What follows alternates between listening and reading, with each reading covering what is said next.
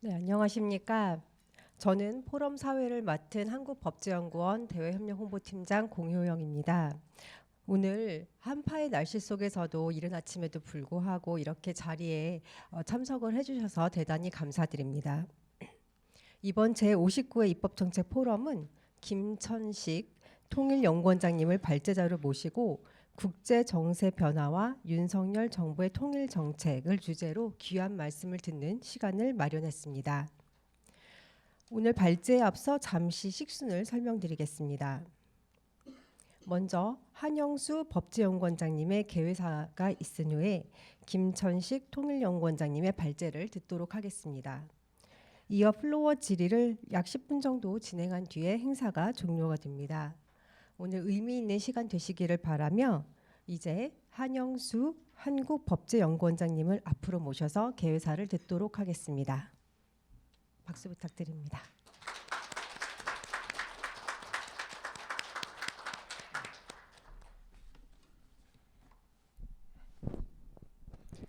예, 안녕하십니까. 한국법제연구원의 한영수 원장입니다.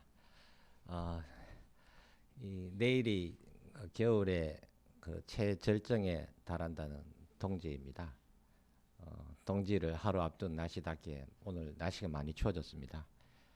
추운 날씨와 또 연말을 맞이하여 올 한 해를 또 정리하시고 또 내년을 준비하셔야 되는 바쁜 일정 중에 오늘도 입법정책 포럼을 찾아주신 모든 내빈 여러분들께 환영과 감사의 말씀드립니다. 아시다시피 우리 그 입법정책 포럼은 국내 최고의 저명한 연사들을 모시고 다양한 입법 이슈에 대한 강연을 듣고 이를 통해서 입법 과제를 선제적으로 발굴하고 또 실효성 있는 입법 대안을 마련하기 위해서 정기적으로 개최하는 논의의 장입니다. 오늘로서 59회 차를 맞이하였고요. 올해 마지막 입법정책 포럼이 되겠습니다. 오늘 입법정책 포럼에서는 우리 존경하는 김천식 통일연구원장님 모시고 국제정세의 변화와 윤석열 정부의 통일정책에 대한 말씀을 듣게 되었습니다. 아시다시피 우리 김천식 그 통일연구원장님은 1984년 이 행시를 통해서 공직에 입문하신 이후로 통일부에서 지금 남북관계 발전법이라든지 남북교류협력법이라든지 남북관계 또 대북관계에 관한 핵심 법안들을 직접 입안하시고 또 입법을 주도하신 그런 경험을 가지고 계시고 또 2000년 남북 정상회담에서는 현장에서 직접 그런 회담의 과정을 모두 지켜보신 그야말로 통일 정책과 대북 정책에 관해서는 실무 경력과 또 이론적 연구에 40년 넘는 그런 정열을 바쳐오신 국내 최고의 통일 정책 전문가라고 생각하고 있습니다. 오늘 우리 연구원에서도 통일법제 연구팀의 연구팀들이 모두 지금 오늘 참석해 있는데요. 그런 점에서 오늘 저와 우리 연구원의 통일법제 연구팀도 김천식 원장님으로부터 몇 수 배우는 그런 뜻깊은 자리가 마련된 것 같습니다.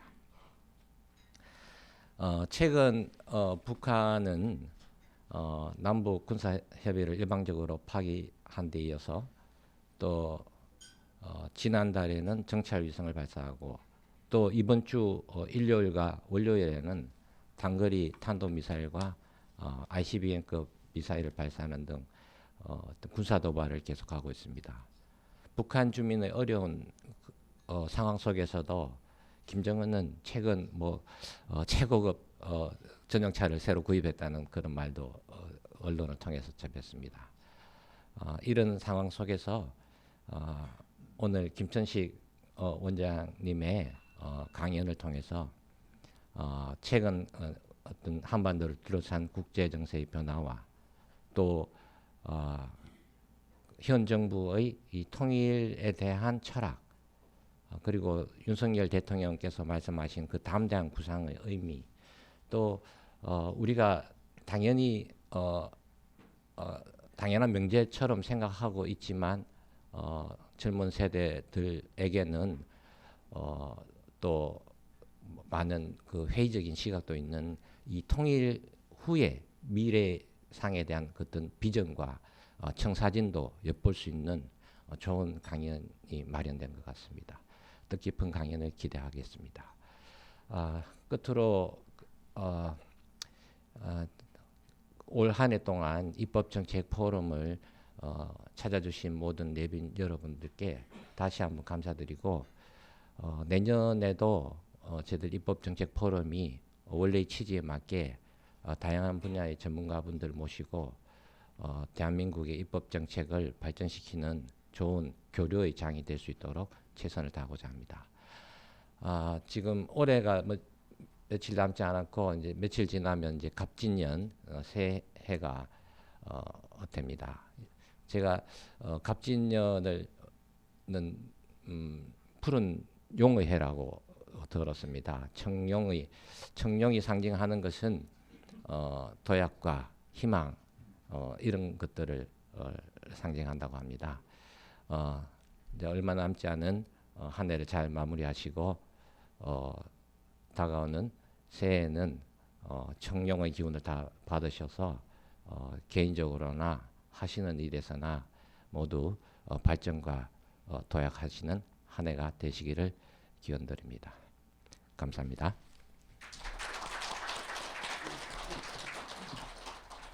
감사합니다.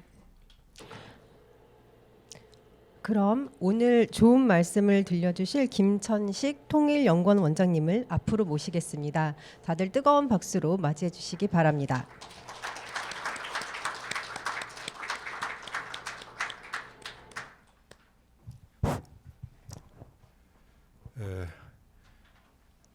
오늘 이렇게 강추위에 이른 아침에 이렇게 모이신 여러 선생님들 보니까 진짜 경의를 표합니다. 또 이 훌륭한 포럼에 초청해 주신 한용수 원장님과 법제연구원께도 감사의 말씀을 드립니다. 아까 한 원장님께서 저를 좋게 소개를 해주셔서 대단히 고맙게 생각합니다. 저는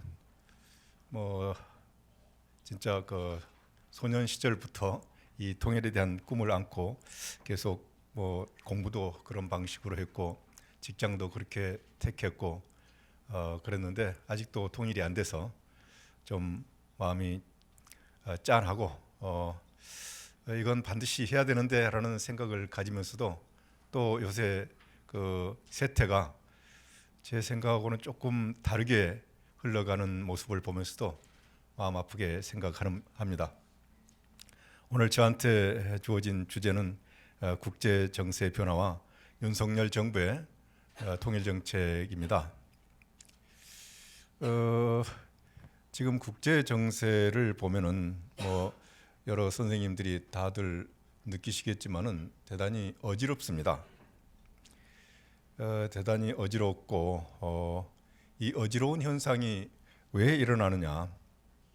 그건 그 세계 질서를 관리할 체제가 지금 제대로 작동이 안 되고 있기 때문에 그렇다고 생각합니다. 그런데 그 근원에는 미국의 힘의 약화가 있는 것이죠.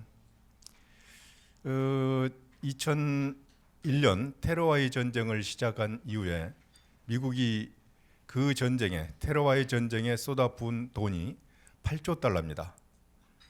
그게 우리 돈으로 따지면 1경원이 넘는 거죠. 거기다가 2008년 세계 경제 위기가 왔었는데 그때 미국을 비롯한 서방 선진국들이 그냥 경제가 엉망이 되어버렸습니다. 그 틈을 타서 미국이 이제 중국이 이 세계 경제 위기를 극복하는데 상당한 역할을 하면서 2010년에는 세계 경제 2등이 됐습니다. 그리고 2013년에 이제 시진핑 주석이 취임해서 첫 마디가 신형 대국 관계를 만들어야 되겠다 이렇게 얘기를 합니다. 이게 어떻게 보면은 미국의 패권에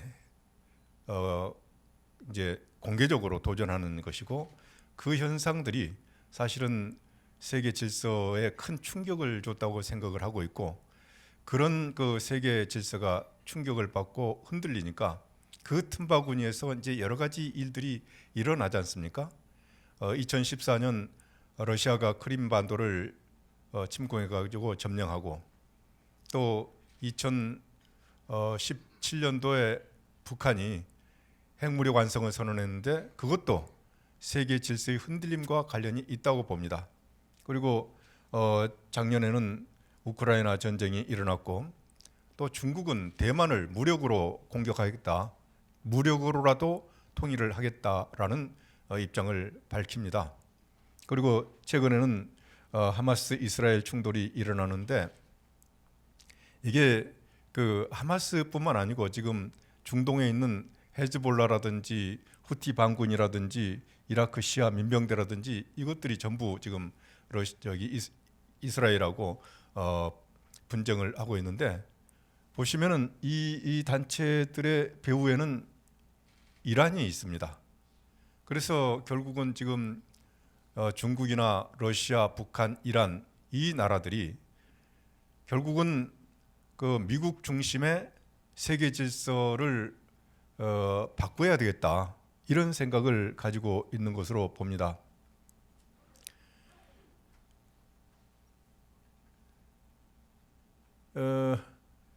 근데 이제 중국이 이렇게 미국의 패권에 도전하는 그런 현상들 이게 이제 좀 복잡하지만은 제가 오늘은 뭐 단순화시켜서 말씀을 드리겠습니다.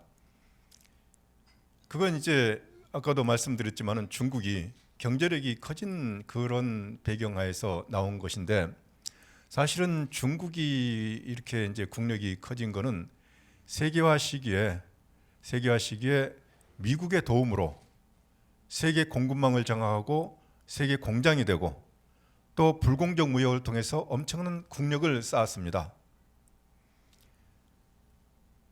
그런 국력을 바탕으로 해서 그러니까 지금 미국의 도움이 필요했다고 하는 것은 미국이 최혜국 대우를 해주고 그렇게 해서 시장과 자본과 기술을 대주고 또 WTO 가입도 지원해주고 그렇게 그러니까 미국이 깔아놓은 판에 들어가서 또 자유무역 질서에 들어가서 자기들의 국력을 키웠는데 그 커진 국력을 가지고 미국 주도의 질서에 지금 도전하고 있는 것이죠.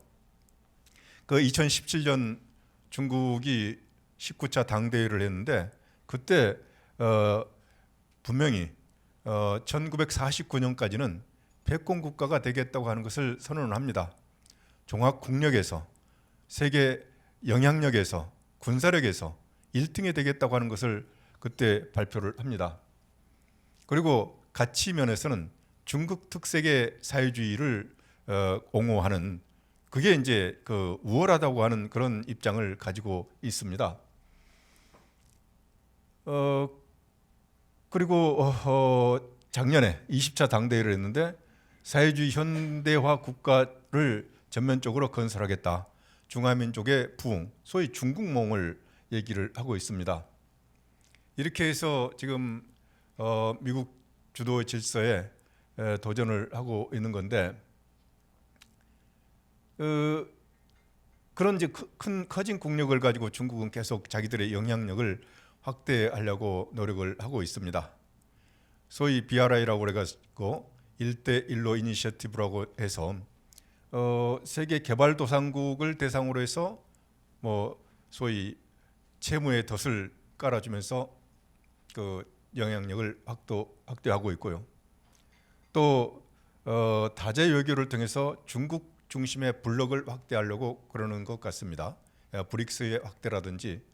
근데 뭐 이번에 이제 아르헨티나가 이걸 거부를 했고 또 인도가 상당히 견제를 해서 이건 제대로 되지 않는 것 같습니다만은 어쨌든 중국은 자기 중심의 블록을 형성해 나가려고 하는 그런 생각을 가지고 세계 질서를 확대해 나가려고 하는 것 같습니다. 그리고 새로운 미래 질서로서 인류 운명 공동체라고 하는 것을 내세우는데 사실은 이게 모호합니다. 사실은. 그래서 이게 결국은 중화 질서의 복원 아니냐 이렇게 생각을 할 수밖에 없습니다. 그리고 중국은 중국식 정치 질서가 우월하다고 하는 것을 계속 강조를 하고 있고 여러 세계 여러 나라의 권위주의 국가들이 상당히 이런 때 좀 친화적인 그런 모습들도 보여주고 있는데 사실은 그 인류 운명 공동체 주장은 내용이 없지만은 그런 방향으로 추정이 되는 겁니다. 그래서 중화 질서의 재건이라고 볼 때 상당히 좀 문제가 있다고 보는데 이번 달 그 베트남과 그 정상회담을 했는데 베트남이 이걸 거부를 했습니다. 그러니까 중국이 자기 그 공동 성명에 인류 운명 공동체라는 문장을 넣으려고 했을 때 베트남은 거부를 했는데 한때 우리나라에서도 우리는 운명 중국과 한국은 운명 공동체라고 얘기한 적이 있는데 사실은 상당히 문제가 있는 그런 거라고 봅니다. 그 미국 주도의 자유주의 질서라고 하는 것이 사실은 그 자유주의 국제 질서, 규칙 기반의 국제 질서라고 하는 것은 2차 대전 이후에 미국이 이제 주도를 한 것이죠. 미국은 원래 식민지가 없었기 때문에 식민지로 구성된 그런 그 블록 경제 체제를 거부를 했지 않습니까?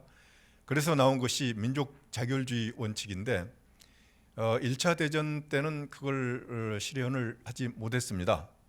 그런데 2차 대전이 지나면서 사실은 2차 대전이 지나면서 세계 제국주의 국가들이 전부 폭망을 해버리니까 자연스럽게 미국이 이제 세계 패권을 잡고 미국 주도의 질서를 형성할 수 있었던 것이죠. 그래서 민족 자결주의, 즉 식민지 없는 주권 국가 체제를 구축을 하게 되는 겁니다. 그리고 그 주권 국가들 간의 관계는 상호 평등 그리고 주권 존중과 영토 보존을 기본으로 하는 것이고 국제 경제 질서는 자유무역입니다. 자유무역에 그걸 또 자유무역을 보호하기 위해서 항행의 자유를 얘기를 하고 있는 것이죠. 자유주의 국제 질서가 또 추구하고 있는 각국의 국내 질서는 자유민주주의 그리고 시장 경제 체제입니다. 이게 이제 미국 주도의 자유주의 국제 질서라고 할 수 있는데 이걸 이제 아까 말씀드렸다시피 중국이 거부를 하고 있는 거죠. 거부를 하겠다고 그러고 자기들 중심의 세계 질서를 형성하려고 그러는데 사실은 중국이 하고자 하는 그 국제 질서가 명확치는 않습니다만은 중국몽이라고 하는 것 그리고 중화주의 이런 것을 강하게 얘기하고 있는 것을 볼 때 과거와 같은 조공 체제의 부활 아니냐 이런 의심을 할 수밖에 없는 그런 상황이라고 봅니다. 그래서 이제 이 중국의 도전을 받게 된 미국은 가만히 있지는 않았죠. 아까도 말씀드렸다시피 2017년 중국이 당 대회에서 2049년까지는 그러한 나라, 즉 종합적인 국력이라든지 세계 영향력이라든지 군사력에서 1등을 해서 패권을 차지하겠다고 하는 그런 선언을 했을 때 그게 이제 10월 달인데 12월 달에 미국에서는 국가 안보 전략 보고서를 냈습니다. 거기에 여기서는 러시아를 뺐습니다만은 거기엔 중국과 러시아는 세계 질서 재편을 노리는 수정주의 국가다 이렇게 규정을 하면서 전략적 체제 경쟁을 한다고 선언을 했습니다. 거기에 이제 미국은 압도적인 힘으로 그러한 세계 질서 파괴 행위를 저지하겠다 이렇게 국가안보 전략 보고서에 선언을 합니다. 잘 아시다시피 트럼프 대통령이 2018년에 이제 무역 전쟁을 시작했습니다. 그러니까 2017년에 중국의 부상을 억제하겠다고 하는 그런 선언을 하고 나서 2018년도부터는 실제적으로 무역 전쟁에 들어가기 시작한 것입니다. 그리고 이제 최근에는 공급망을 재편하고, 이게 공급망 재편이라고 그런 것이 중국한테 세계 공장을 맡겨놨더니 중국이 없으면은 미국 어느 병원에서 수술도 못 한다는 거 아닙니까 지금? 그러니까 중국과의 그 공급망이 끊어지면은 안 되겠다. 그래서 이 공급망을 좀 재편해 가지고 좀 중국에 대한 의존도를 낮추겠다고 하는 게 있고, 다음에 이제 첨단 기술은 이건 완전히 차단을 하겠다. 이 첨단 기술이라는 게 이제 결국은 군사력과 연결되는 것인데, 이 첨단 기술은 중국에 들어간 것을 차단한다. 이게 지금 이제 계속 되고 있는 것이죠. 그래서 일반 범용 제품은 디리스킹이 되는 것 같고요. 첨단 기술은 디커플링이 되는 것 같습니다. 그리고 초격차 군사력을 건설해서 중국이 따라올 수 없도록 하겠다. 그래서 지금 미국이 엄청난 군사비를 들여가지고 새로운 전략들을 지금 건설하고 있는 거죠. 물론 뭐 중국도 지금 엄청나게 군비를 확장하고 있는데, 어쨌든 미중 간에는 이렇게 군비 경쟁이 진행이 되고 있습니다. 또 하나 중요한 것은 과거 트럼프 대통령은 동맹을 경시했는데 바이든 정부 들어와가지고 동맹과의 연대를 강조하고 있습니다. 그래서 이런 여러 가지 일들을 해서 중국의 부상을 막겠다.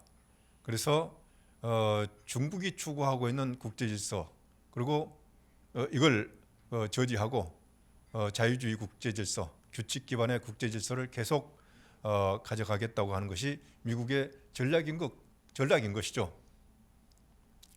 이러다 보니까 이제 글로벌 차원에서 가치의 연대, 그리고 안보, 경제, 이게 이제 그 네트워크가 일치가 돼 버리는 그런 상황이 되고 있습니다. 그러니까 가치를 공유하는 국가들 간의 경제 협력, 또 안보 협력이 진행이 되고 있는 것이죠. 그래서 이제 그 한반도는 미중이 직접적으로 이제 경쟁하는 지역이 돼 있는데,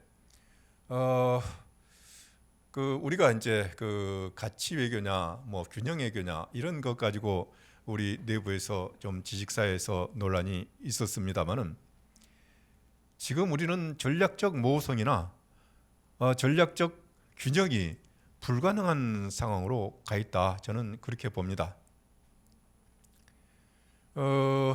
이게 이제 전략적 모호성이라고 하는 것이 윤석열 대통령께서도 지난 10월 달인가 한번 얘기를 하셨는데, 이 가치와 철학의 부재다. 이렇게 되면은 어떤 나라로부터도 신뢰를 받지 못하고 잘못하면 배제가 될 수 있다. 이런 말씀을 하신 적이 있는데, 지금 우리는 전략적 모호성과 전략적 균형을 취할 수 있는 상황이 아니게 되어버린 것입니다. 지금 국제 질서를 보면은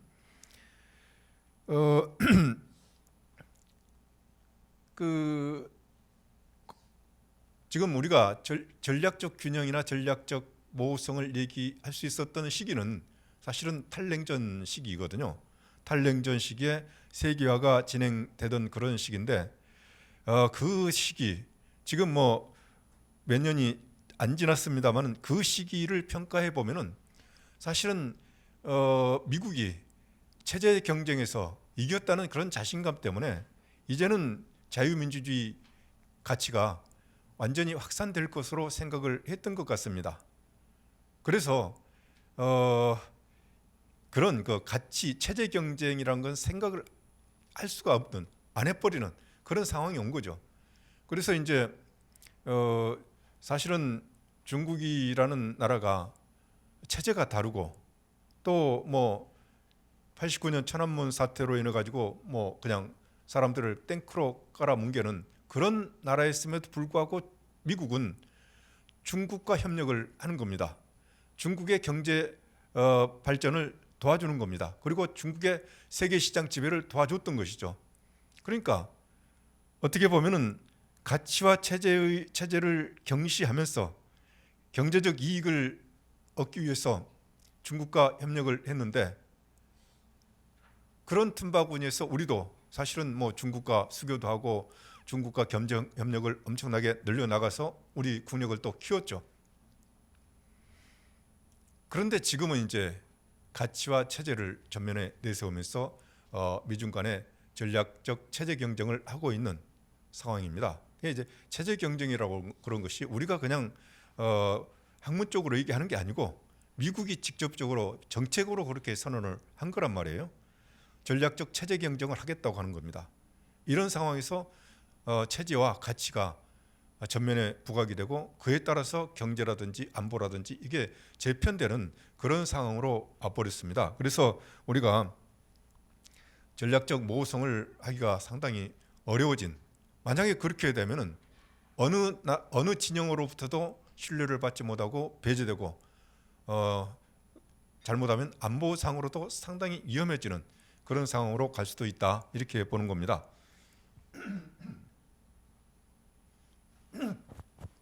우리 이제 윤석열 정부가 출범할 때가 바로 이런 질서가 아주 본격적으로 이제 진행되던 그런 시기라고 저는 생각을 하는데, 그러면 우리는 어떻게 해야 되느냐? 그게 이제 윤석열 대통령이 맞이한 첫 번째 도전이었다고 저는 생각을 합니다.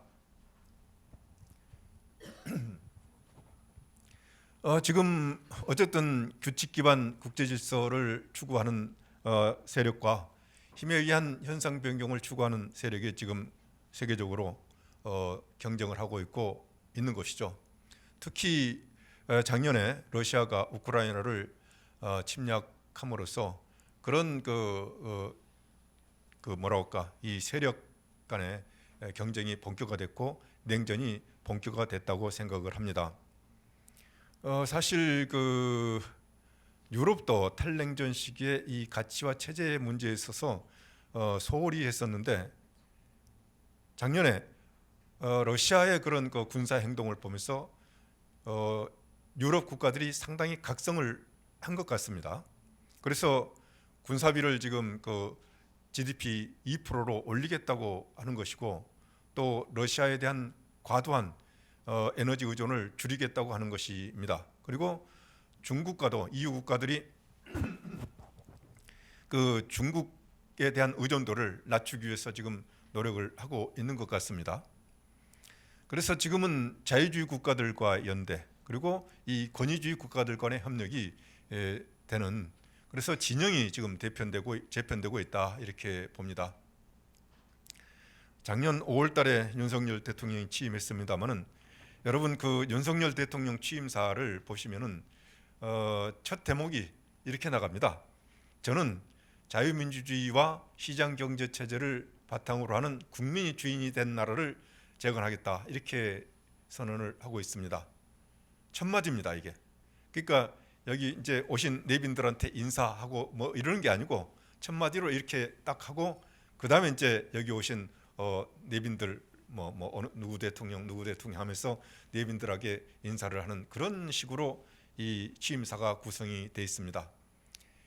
그러니까 상당한 문제의식을 가지고 취임사를 썼다고 생각을 하고 있고, 그리고 취임사가 그렇게 나오게 된 배경은 이렇게 세계 질서가 근본적으로 바뀌고 있는 이 상황에서 대한민국은 어디로 갈 것이냐, 그런 고민 속에서 나온 것이라고 생각을 합니다. 그리고 이제 또 이제 쭉 가다가 중간쯤 보면은 자유주의 국가들과 연대를 강화하겠다, 그리고 선진 기술을 가진 국가들과 연대를 한다, 이렇게 써져 있습니다. 그렇게 하고 이제 실질적으로 하는 행동은 이런 거죠. 한미 동맹을 강화하고 복원했습니다. 지금 이제 몇 년 지났기 때문에 뭐 또 잊어버릴 수도 있는데, 트럼프 대통령이 주한미군을 철수하겠다고 했습니다. 그만큼 한미 관계가 나빴습니다. 근데 지금 이 상황에서 주한미군이 빠지면은 진짜 대한민국의 안보는 벼랑 끝에 서게 되는 그런 상황입니다.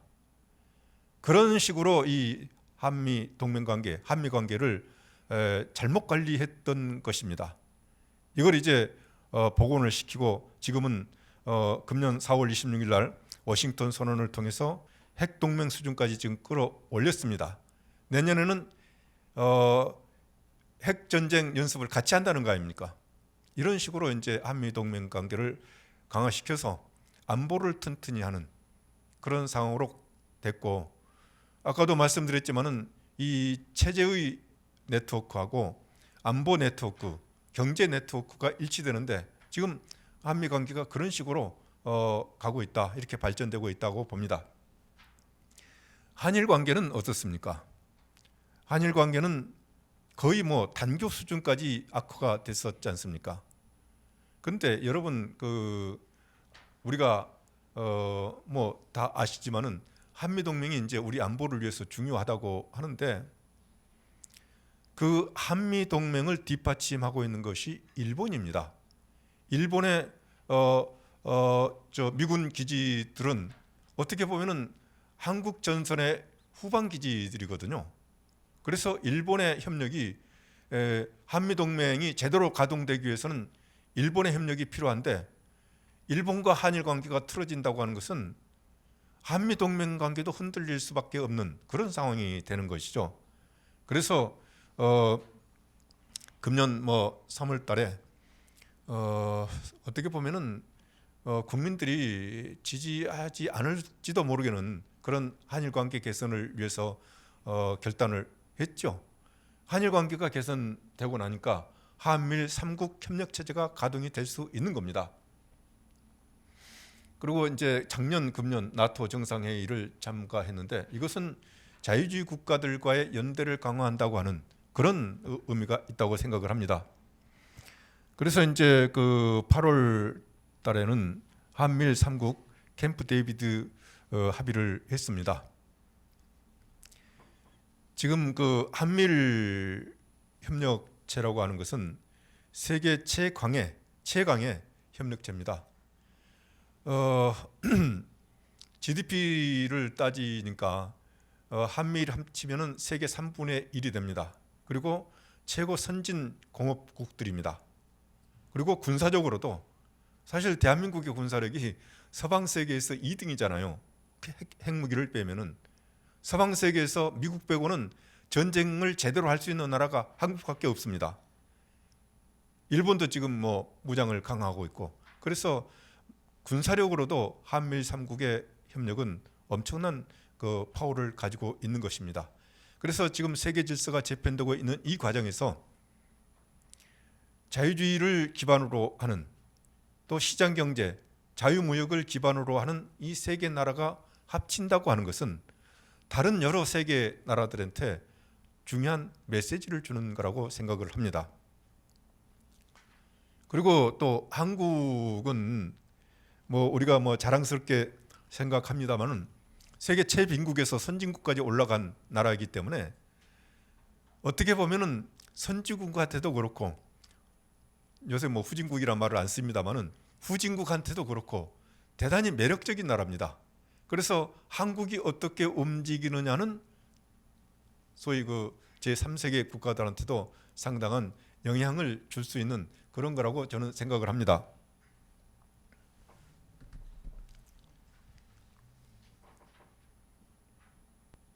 예, 그렇게 해서 이 캠프 데이비드 합의는 어떻게 보면은 대한민국의 안보와 경제 통일을 위한 체제 정비였다, 이렇게 생각을 합니다. 그래서 이 캠프 데이비드에서 저는 이제 통일이라는 입장에서 가장 의미 있는 합의는 이거였다고 생각합니다. 자유롭고 평화로운 통일 한반도를 지지한다. 한미 간에는 가끔 이런 비슷한 합의를 했었는데 한미일 3국이 이런 합의를 한 것은 그러니까 국제회의에서 지금 이런 합의를 채택을 한 게 아닙니까? 이게 이제 일종의 자유주의 세계에서는 통용되는 그런 이제 관용 어구가 될 겁니다. 이번 네덜란드에 가셔가지고도 비슷한 합의를 했습니다. 우리가 이제 이렇게 자유주의 국제 질서 속에서 자유주의 국제 질서를 수호해야 될 우리의 국익이 있는 겁니다. 가끔 국익을 얘기하면서 어떤 분들은 경제적 이익만을 얘기를 하는 분들이 있는데요. 국익의 가장 중요한 것은 국가 정체성 그리고 안보 그런 거지 않습니까? 거기다 이제 플러스해서 경제가 되는 거죠. 근데 대한민국이란 나라는 소위 자유주의 국제 질서 속에서 독립을 했고 안보를 지켰고 경제를 발전시켰고 민주화를 달성한 그런 나라입니다. 그렇기 때문에 자유주의 국제 질서가 흔들린다고 하는 것은 우리의 독립과 안보와 경제가 흔들린다는 얘기가 됩니다. 그래서 이 자유주의 국제 질서를 지키기 위해서 우리가 노력을 해야 된다고 하는 그런 의미가 있는 것이죠. 어쨌든 이 한미일 3국 정상회의에서 이렇게 통일 문제까지도 합의를 했습니다. 그래서 이제 우리는 그럼 어떤 통일을 해야 할 거냐 이런 문제가 나오는데 지금 이제 우리 정부는 자유민주적 기본 질서에 입각한 통일을 하겠다. 그리고 비핵 평화, 비핵 번영 이걸 달성하겠다고 하는 것입니다. 이렇게 앞으로 우리가 나아가기 위해서 반드시 필요한 몇 가지가 있습니다. 첫째는 북한을 비핵화시켜야 됩니다. 북한이 핵무기를 가지고 있는 한 한반도에 남북 간에 신뢰 없습니다. 평화도 없습니다. 물론 협력도 불가능합니다. 지금 우리가 아무리 남북 간에 협력을 하고 싶어도 국제 제재 체제가 가동이 되고 있는 이 상황이기 때문에 비핵화가 진전되지 않고는 이런 것들이 불가능합니다. 그다음에 남북 관계를 좀 정상화시켜야 되겠다. 이 얘기는 뭐 과거에 좀 건전하지 못한 그런 관계였다고 보는 것이죠. 그래서 뭐 끌려 다닌다든가 뭐 매달린다든가 또는 일방적인 관계가 된다든가 이런 남북 관계는 안 되겠다. 그래서 상호 존중하는 관계 그렇게 돼야 되겠고, 다음에 이제 지금 정부가 북한 주민의 인권 문제에 대해서 상당히 큰 관심을 가지고 인권 개선을 촉구하고 있습니다. 여기서 뭐 다 대부분이 법적 마인드를 가지고 계시기 때문에 다 아시겠지만은 우리 헌법상 북한 주민들은 우리 국민입니다. 그래서 우리 국민 보호라는 그런 관점에서도 북한 주민들의 인권을 개선하기 위해서 노력을 해야 되겠다. 그리고 또 한 가지 이제 통일로 가기 위해서는 북한의 변화가 필요합니다. 그럼 북한이 우리가 북한처럼 변할 수는 없지 않습니까? 북한이 우리와 같이 변해야 되는 것이죠. 그래서 개방과 소통을 통해서 민족 동질성을 회복해야 되는 겁니다. 남북이 좀 같아지는 그런 방향으로 가야 되겠다. 그렇게 하고 또 우리 국민들이 통일을 추구하는 그런 방향으로 하고 국제사회가 통일을 지지하는 그런 방향으로 이 정세가 조성이 돼야 되겠다고 보는 겁니다. 금년 초에 윤석열 대통령께서 통일부 업무 보고를 받으면서 이런 말씀을 하셨습니다. 통일은 잘 사는 쪽의 체제와 시스템 중심으로 되는 것이 상식이다. 그리고 통일되려면은 북한과 우리 주변 상황이 모두 변해야 된다. 이렇게 말씀을 했는데 통일 문제의 본질을 얘기했다고 저는 생각을 합니다. 통일이라고 하는 것은 by definition 체제의 통일입니다. 체제의 통일이 아닌 그런 형태의 통일은 있을 수가 없습니다. 한때 우리 사회에서 지금은 뭐 거의 그런 얘기를 하는 사람들이 없습니다만은 이 남과 북의 체제를 적당히 버무려 가지고 제3의 체제를 만들고 그런 방향으로 통일을 하면 어떻겠느냐 그런 얘기를 하는 분들도 있었고 뭐 중립화 통일론도 뭐 비슷한 맥락에서 나온 건데 그런 얘기들을 하는 사람들이 있었습니다. 다른 나라에서 말하고 있는 일국양제도 그건 통일이 아니죠. 그리고 이 체제의 통일이 되지 않는 그런 상태에서 통일을 선포한 나라가 있었습니다. 예멘입니다. 1991년인가요? 그 남북 예멘이 그냥 통일을 했습니다. 그런데 남북 예멘에는 체제가 다릅니다. 체제가 다른 상태로 그냥 그대로 두고 통일을 했고, 또 그러다 보니까 남북의 두 권력자가 권력이 통합이 안 된 상태였습니다. 그러니까 그 통일된 3년 후부터 내전이 발생했습니다. 지금 뭐 몇 년이야? 20년 동안 지금 그 내전을 하고 있습니다. 지금도 내전하고 있지 않습니까? 뭐 한때는 제주도에 그 예멘 난민들도 들어와가지고 좀 어려운 상황이 있었는데, 어쨌든 체제의 통일이 되지 않는 통일 국가는 있을 수가 없는 것이죠. 한 국가 내에 체제가 다른 그런 그 뭐라고 할까, 그 정치 체제가 있다고 하는 것은 말이 안 되는 것입니다. 그리고 이제 여기서 법 하시는 분들이기 때문에 체제의 통일의 본질은 법적 통일입니다. 법적 통일성을 가져야 되는 것이죠. 그래서 우리가 추구하는 통일이라고 하는 것은 한반도와 한민족을 지금 우리와 같은 체제로 만드는 것입니다. 그렇게 해서 자유와 인권, 법치가, 이런 보편 가치가 실현되는 그런 나라를 만드는 것이죠. 그건 뭐 우리 헌법에도 분명히 얘기를 하고 있고, 윤석열 대통령은 이 헌법적 기초에서 많은 말씀을 하십니다. 근데 북한이 추구하는 통일은 뭐 지금 북한과 같은 체제로 통일하겠다고 하는 것입니다. 우리는 이제 헌법에 통일은 평화적 방법으로 하라고 되어 있습니다. 근데 북한은 무력 통일이 기본입니다. 실제로 그렇지 않습니까? 6.25 뭐 통일하겠다고 하면서 전쟁을 일으켰죠. 그 다음에 이제 6.25 전쟁이 미군의 개입으로 좌절되니까 그 다음부터는 미군 철수가 우선입니다.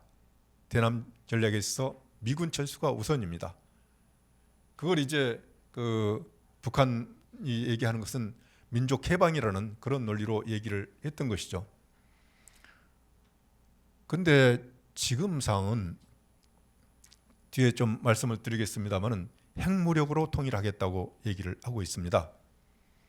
어떤 사람들은 뭐 북한이 지금 뭐 자기들 중심으로 통일할 수 있겠느냐 이렇게 얘기를 하는 분들도 있는데, 북한은 분명히 노동당 규약에 그리고 김정은의 연설에서 무력으로 통일하겠다고 하는 입장을 분명히 밝히고 있습니다. 재작년일 겁니다. 그 7.27 소위 그 정전 기념일에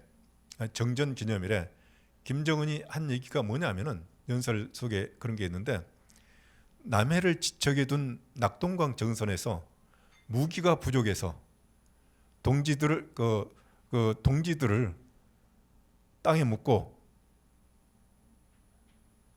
돌아서야 됐던 그 상황을 지금도 내가 못 잊겠다. 그런데 지금 우리가 무기가 있다. 이렇게 얘기를 하고 있습니다. 그래서 남북한은 자기 체제로 통일하기 위해서 75년간 치열한 경쟁을 했습니다. 어떻게 보면은 우리도 북한에 지지 않기 위해서 열심히 한 거죠. 그 결과로서 지금 우리는 엄청난 공업 국가가 됐고, 북한은 뭐 저런 나라가 됐습니다. 지금도 사실은 끝나지 않은 전쟁이라고 생각을 하고 있습니다. 북한은 지금도 남한 체제를 무너뜨리기 위해서 미군을 철수시키려고 그러고 있고, 또 여러 가지 침투 공작을 통해서 남한 사회를 혼란시키려고 하는, 혼란되게 하려고 하는 그런 공작들을 많이 하고 있습니다. 그런데 왜 그러면 자유민주주의 통일을 해야 되느냐? 그런 이제 질문들을 할 수가 있는데, 1948년 남북한이 각각 정부를 수립했는데 우리는 자유총선계에 의해서 정부를 수립했고 자유민주주의하고 개방체제를 선택을 했습니다. 북한은 소련의 이송국가로서 출범을 했고 사회주의 체제하고 폐쇄경제체제를 채택을 했습니다. 사실 1948년 우리나라가 자유민주주의하고 개방체제를 선택한 것은 대단히 예외적인 일입니다.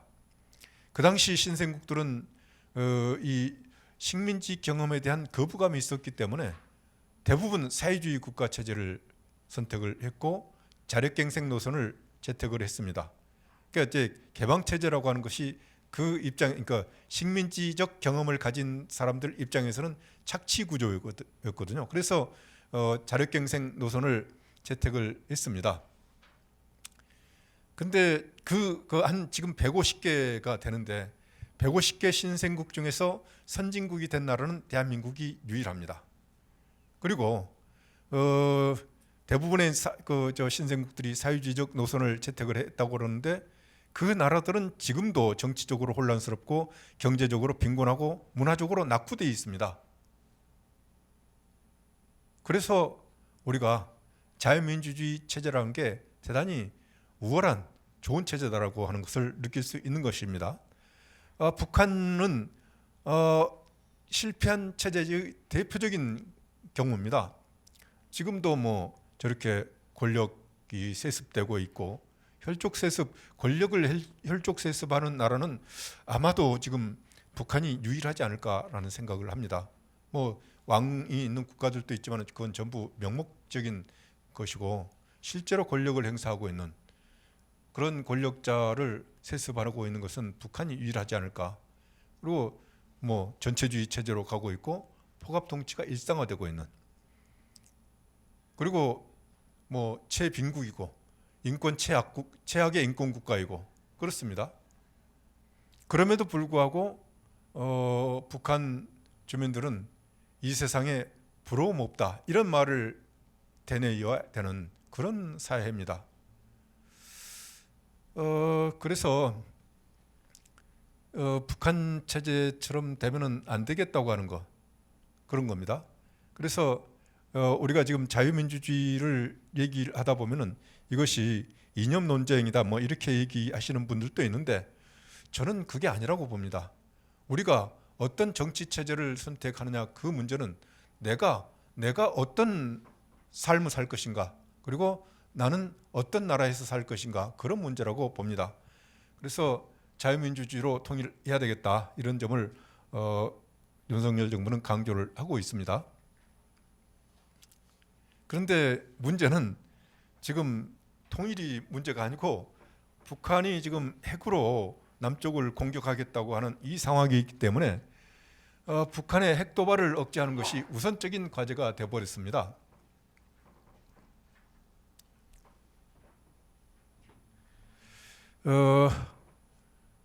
지금 이제 북한이 핵무장을 완성한 이후에는 그것으로 통일을 하겠다 이렇게 노골적으로 얘기를 하고 있습니다. 2021년 재작년 1월 달이죠. 2년 전이네요. 2년 전에 이런 얘기를 했습니다. 강력한 국방력으로 즉 핵무기죠. 근원적 군사 위협을 제압하고 평화적 환경을 만든 다음에 조국의 통일을 하겠다 이렇게 얘기를 하고 있습니다. 여기서 제가 봐서는 근원적 군사 위협이라고 하는 것은 주한미군 그리고 전쟁 시에 미국의 개입입니다. 이걸 힘으로써 핵무력으로서 제압을 하겠다고 하는 것입니다. 그걸 위해서 지금 ICBM을 만들고 있습니다. 그리고 평화적 환경을 수호한다고 하는 것은 핵으로 남쪽에 어떤 저항도 무력화시키겠다 이런 얘기입니다. 그래서 이제 남한을 향해서는 전술 핵무기를 개발하고 있고 단거리 미사일을 만들고 있는 겁니다.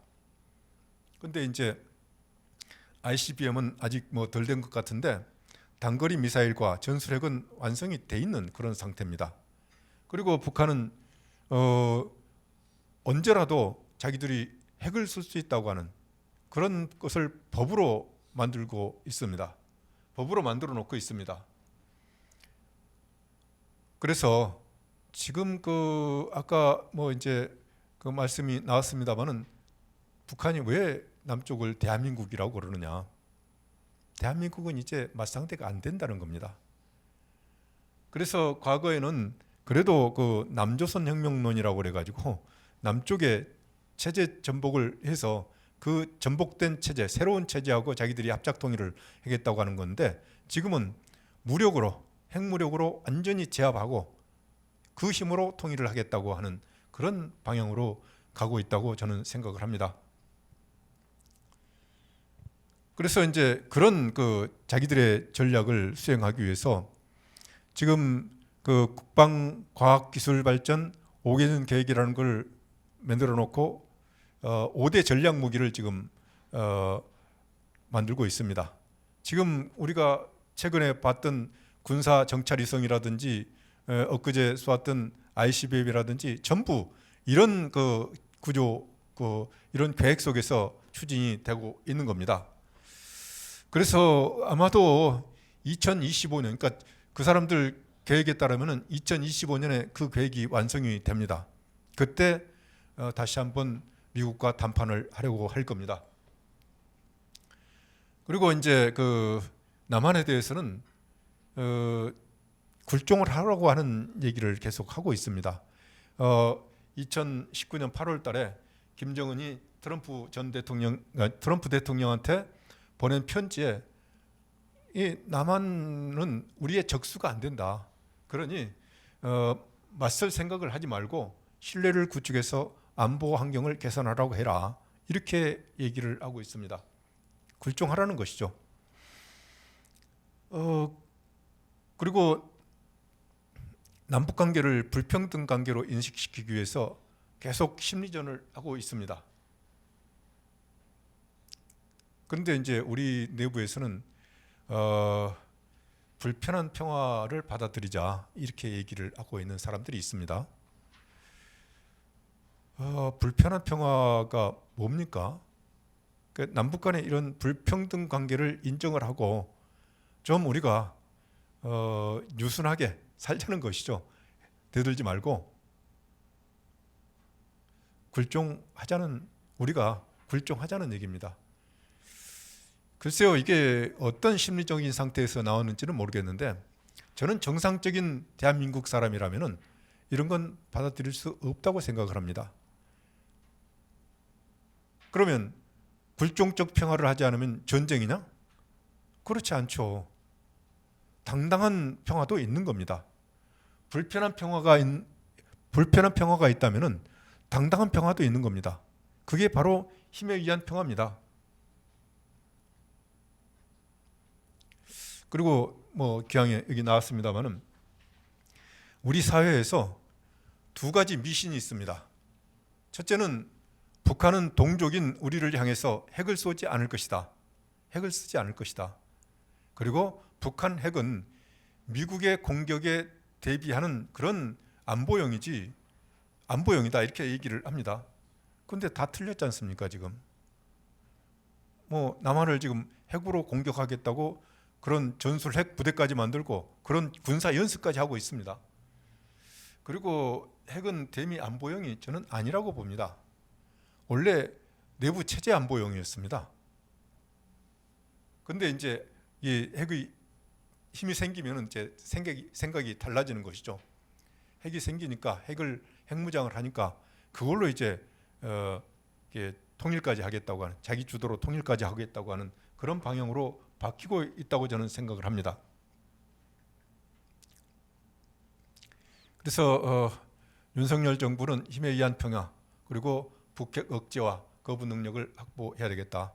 그래서 지금 우리가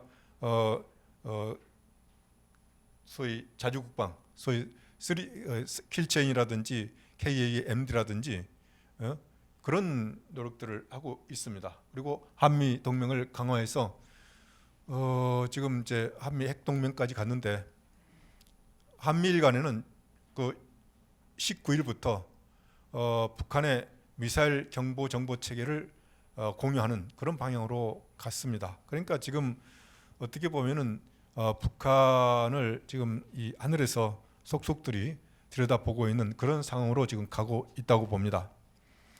그리고 뭐 아까 말씀드렸다시피 최근 워싱턴에서 개최된 NCG 미국 그러니까 핵 협의 그룹에서는 핵 사용과 북한의 핵 사용을 전제로 해서 우리가 핵으로 공격할 텐데 핵 사용의 그런 그 절차라든지 이런 것을 같이 협의하고 내년에는 그걸 완성을 해서 그 을지 포커스 그러니까 을지 연습 때 이걸 실제로 한번 훈련을 해보자.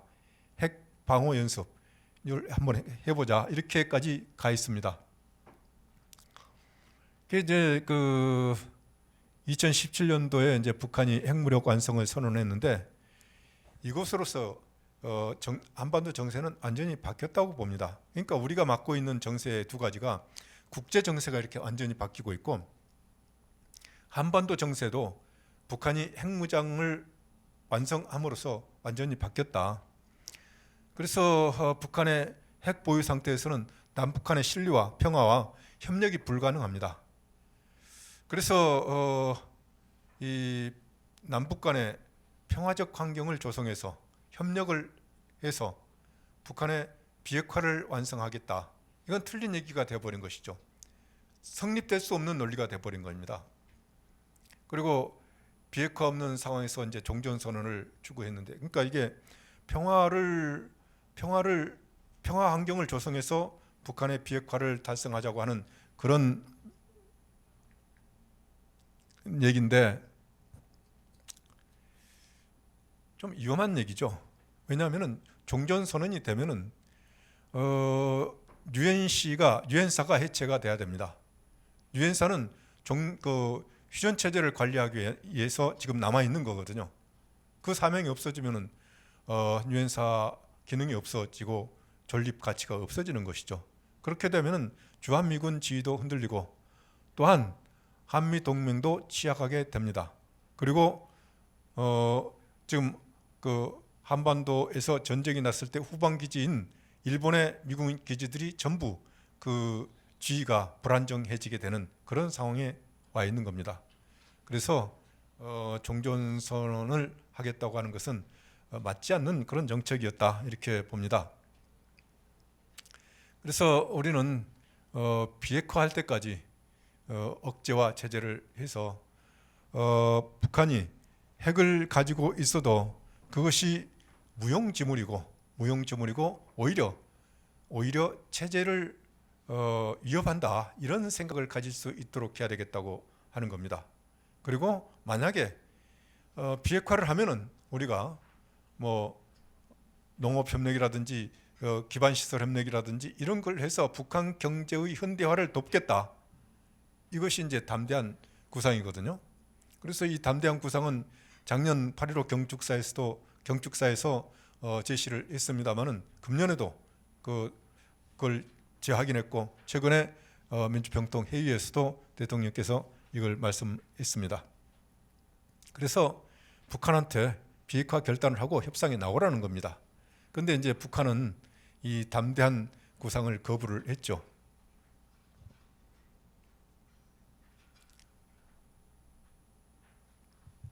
다음은 이제 통일, 아까 이제 우리가 이 국제사회에서 이제는 자유롭고 평화로운 통일 한반도가 이제 그 하나의 그 공론이 될 텐데, 그러면 우리는 왜 통일을 하려고 그러느냐?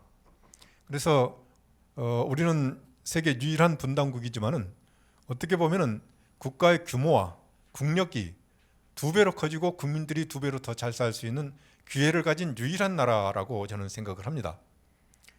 그리고 통일이라고 하는 것은, 통일국가라고 하는 것은 미래의 모습이지만은 사실은 우리가 그 지금 분단 국가로서 통일이라는 꿈을 가지고 있게 되면은 그것이 대한민국의 정체성을 구성하고 있고 현재의 대한민국의 모습을 구성하는 거라고 생각을 합니다. 무슨 얘기냐면은 우리가 통일이라는 목표를 추구할 때 하고 추구하지 않을 때하고 그 대한민국은 전혀 다른 나라입니다.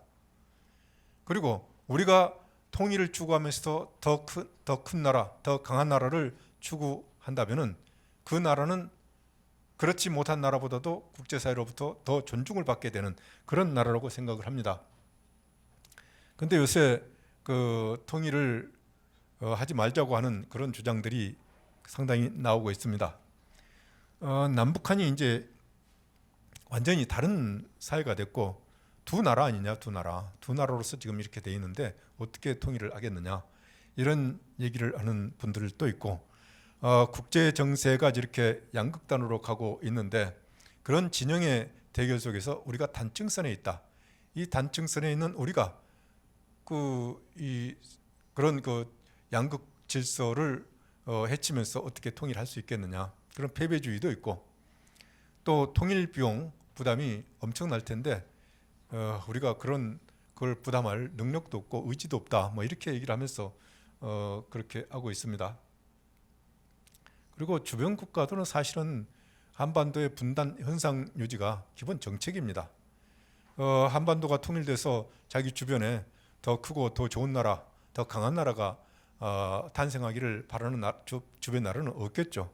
그러나 어쨌든 캠프 데이비드에서 그렇게 통일에 대한 지지를 분명하게 한 것은 대단히 중요한 합의라고 저는 생각을 하고 있습니다. 그래서 지금은 우리가 이렇게 이제 특히 젊은 세대 또 일부 지식인들이 통일하지 말자고 하기 때문에 왜 통일을 해야 되느냐, 이걸 강조할 수밖에 없습니다. 과거에는 뭐 우리가 당연히 통일해야 되는 나라라고 생각을 했고 굳이 왜 통일을 해야 되는지를 얘기할 필요가 없었죠. 근데 지금은 조금 설명을 해야 되겠다. 우리의 그 본래 바람직한 생활 공간이 한반도 전체가 하나의 나라로서 운영이 되는 겁니다. 그리고 한반도는 강으로, 산맥으로, 들로 이게 전부 연결이 되어 있고 한 덩어리입니다. 이 한 덩어리 속에서 한 국가 공동체를 형성하고 사는 것이 가장 바람직하고 자연스러운 것입니다. 이게 지금 갑자기 뚝 잘라져 가지고 오도 가도 못하는 그런 상황이 되어 있는데 우리가 본래 이런 모습을 찾아야 되겠다. 그리고 우리는 우리의 자유를 위해서 통일을 해야 되겠다고 하는 점을 강조하고 싶습니다. 우리가 지금 자유롭다고 생각을 합니다. 근데 자유롭지 않습니다.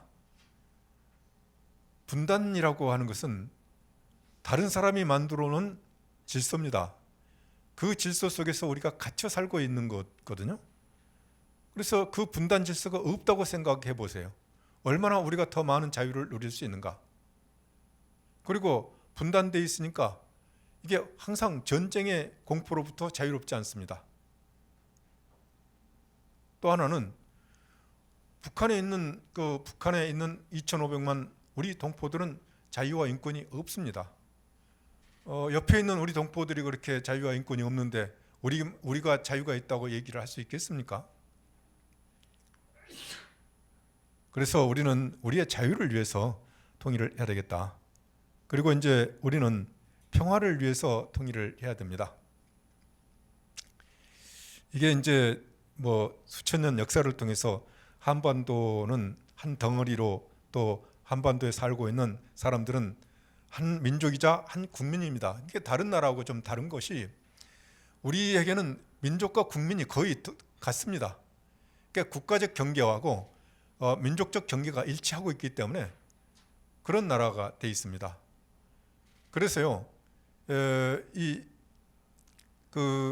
한반도에 두 개 이상의 국가 체제가 있는 것이 불편하고 또 한반도의 넓이가 그렇게 크지 않습니다. 그래서 한반도에 두 개 이상의 정치 체제가 있으면은 항상 정쟁 상태였지 않습니까? 삼국시대, 그러니까 지금으로부터 그 2000년 전부터 그 삼국시대가 시작이 됐는데 그때부터 삼국시대가 끝날 때까지 항상 전쟁 상태였습니다. 그게 또 후삼국시대 때도 날마다 전쟁을 했습니다. 그리고 지금 남북 이것도 뭐 지금도 휴전 상태지 않습니까? 전쟁 상태입니다. 전쟁 상태. 이게 분단이 끝나지 않으면 끝나지 않습니다. 그리고 이 한반도에 두 국가 체제가 있으면은 두 국가 체제가 있고 이게 대결 상태가 있다 보면은 한반도는 국제 정치적으로 불안정한 지역입니다. 그래서 이런 불안정한 지역이기 때문에 강대국들이 개입할 수 있습니다. 강대국들이 개입해서 또 이 대리전을 할 수 있는 우리의 의사와는 전혀 상관없이 이쪽에서 전쟁의 난장판이 벌어질 수 있는 그런 상황입니다. 그래서 우리가 완전한 평화를 위해서 통일을 해야 되겠다. 다음에 우리가 자존을 지키기 위해서 우리의 존엄을 지키기 위해서 통일을 해야 된다고 봅니다. 우리는 가끔 그 주변 나라들이 우리를 우습게 보고 또는 뭐 압박하고 그런 걸 보면서 사실은 속이 좀 상합니다. 많이 상합니다. 그런 일을 왜 우리가 당해야 됩니까? 우리는 지금 뭐 선진국이 됐다고 좀 잘 살게 됐다고 얘기하고 있는데 그렇게 봐주지 않거든요. 왜 그러느냐? 남북이 분단돼 가지고 싸우면서 또 서로 싸우면서 또 외부에다 대고는 사정도 하고 눈치도 보고 그렇지 않습니까? 그래서 우리가 존엄을 지키기 위해서 그러니까 이제 한반도가 통일되면은 엄청나게 강한 나라입니다.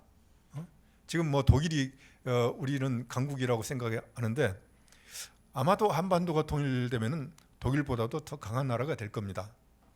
그런 나라가 지금 4강이 교차하고 있는 이 중간에 딱 있는 거거든요. 그 나라가 얼마나 큰 영향력을 발휘하겠습니까? 이 강한 통일 국가가 통일 한국이 어떻게 움직이느냐에 따라 가지고 주변 국가들의 운명이 달라집니다. 그리고 우리는 경제 번영을 하기 위해서도 통일을 해야 되겠다. 이건 뭐 사실은 얘기하기가 쉽습니다. 통일되면은 국민 경제 규모가 커지지 않습니까? 일단은 커지는 겁니다. 그러면은 경제 운영하는 데 좋고 우리의 그 대의존도를 낮추는 데도 좋고 그렇지 않습니까? 1억 가까운 인구가 있는 나라가 되는 겁니다. 거기다가 지금 그 북한 지역은 전혀 지금 경제가 거의 무너져 있기 때문에 선진 기술, 첨단 기술을 이용해 가지고 기반 시설을 깔아도 저항이 아무것도 없습니다. 지금 우리는 뭐 토지 보상비도 많이 줘야 되고 뭐 또 기존 산업들이 있어 가지고 새로운 사업을 하려도 상당히 저항들이 있고 그러는데 북한은 그런 게 없습니다. 그리고 북한 경제가 열리면은 이게 새로운 경제 지대가 되고 성장 잠재력이 크기 때문에 우리 내부의 자본도 있습니다만은 외부의 자본도 막 몰려들 겁니다. 그래서 우리가 관리 능력과 기술만 있으면은 북한 경제를 발전시키는 데는 전혀 문제가 없겠다. 그리고 이 한반도가 통일되면은 해안과 대륙을 연결하는 그런 그 교두보가 되고 또 그 허브가 되기 때문에 그 자체로도 또 이 경제 성장을 할 수 있는 그런 게 되지 않습니까? 그래서 저는 그 통일이 되면은 통일되는 그 순간부터 한 30년간은 고도 성장할 수 있는 나라가 된다고 생각을 합니다. 우리가 뭐 자본도 기술도 시장도 없는 상태에서 경제 건설을 시작해 가지고 30년 동안 고도 성장을 했습니다. 그런데 통일이 되면은 자본도 기술도 시장도 다 있습니다. 우리가 경제 건설을 했던 때보다도 훨씬 더 유리한 상황에서 통일 국가의 경제를 이끌어 갈 수 있겠다. 그렇게 해서 30년간 고도 성장하면은 우리의 국력은 어마어마하게 커지는 거죠. 이렇게 통일의 필요성이 있다. 그리고 통일 비용 얘기하는데 분담 비용을 한번 생각을 해봐라. 그리고 통일 비용이 들어간다 한들 이렇게 경제가 성장하면은 증대된 세수로서 그 통일 비용을 충분히 감당할 수 있을 것이다. 이렇게 봅니다.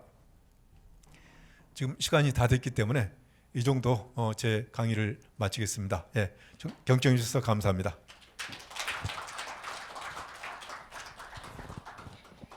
좋은 말씀해 주시고 귀한 시간 내주신 김천식 통일연구원장님께 다시 한번 큰 박수 부탁드립니다. 예, 감사합니다.